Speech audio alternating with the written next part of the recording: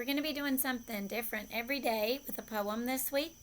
And poetry is something I like to do. And I have some things that I think you should do with poetry. I think that you should read the poem. Then I think that you should read it again. Because usually we think, oh, it's poetry and it's easy. But poetry is not always easy. But if we read it more than once and then we break it down, we will always learn something from poetry. So this is day one. So on day one, we're going to read our poem. And there's something important about reading poetry, that you always keep reading until you see punctuation. So this is your poem in your packet, The Face of the Mountain. And until I see some punctuation, I am going to read right on through. Because if I just stop at the end of every line, then it won't make sense. So first, you can just listen to me read the poem. This poem is called The Face of the Mountain by Margaret Fetty. The morning sun rises and lightly touches your snowy hair. It then begins to shine on your face, set in stone and deeply etched with trenches. Trying to reach the warmth, you lift rocky fingers toward the sky. Timeless, endless, you are a beautiful sight. Okay, so that's read number one. Now this time we are going to choral read the poem. That means we're going to read it all together. So whether you're at home or you're with me at school, we're going to read this poem together. Ready? The Face of the Mountain by Margaret Fetty. The morning sun rises and lightly touches your snowy hair.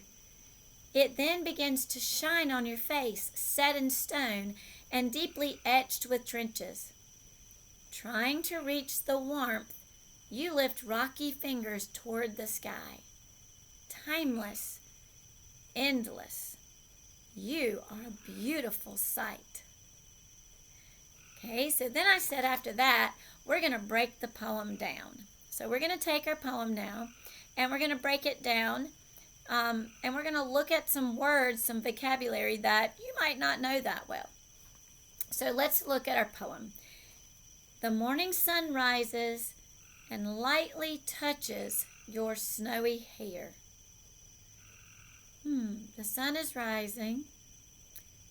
Is the sun touching the mountain's snowy hair? How can it be touching the mountain's snowy hair? So we've got a mountain, and if it has snowy hair, then it must have been snowing. Is that really hair? What do you call that when two things are compared and they're not alike and you're not using like or as? It's called a metaphor. So this poem has some metaphors in it. Okay, let's look at another part. It then begins to shine on your face, set in stone and deeply etched with trenches. Oh, wow, we've got a couple of really cool words there. Deeply etched.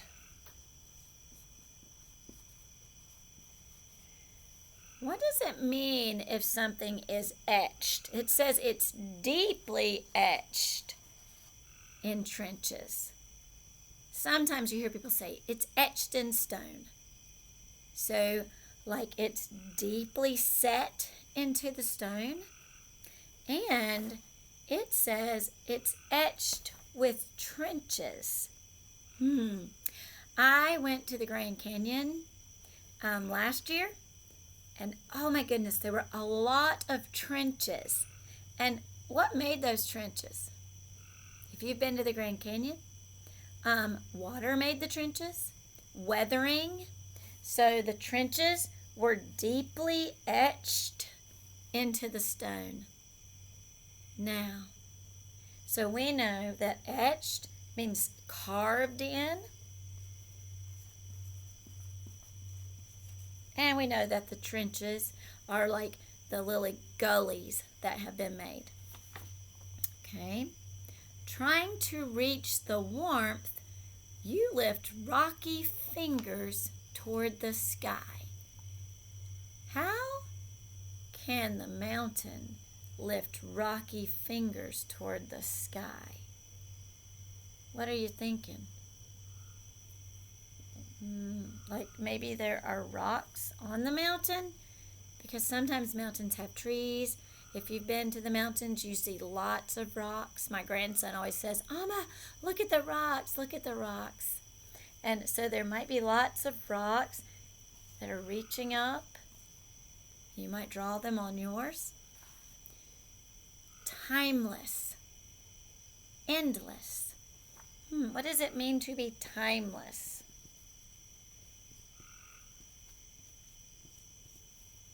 Without time? Endless. Without end? You are a beautiful sight. So you can tell how Margaret Ferry, the poet, feels about a mountain, right? So today, I just want you to read the poem and kind of do what I did. Go through and write down some words that maybe you didn't quite know the meaning of, and you can write them right on the side of your poem. Maybe add a little more drawing into your poem that will help you to understand what the poem means. And then tomorrow, we're going to do something new with the poem.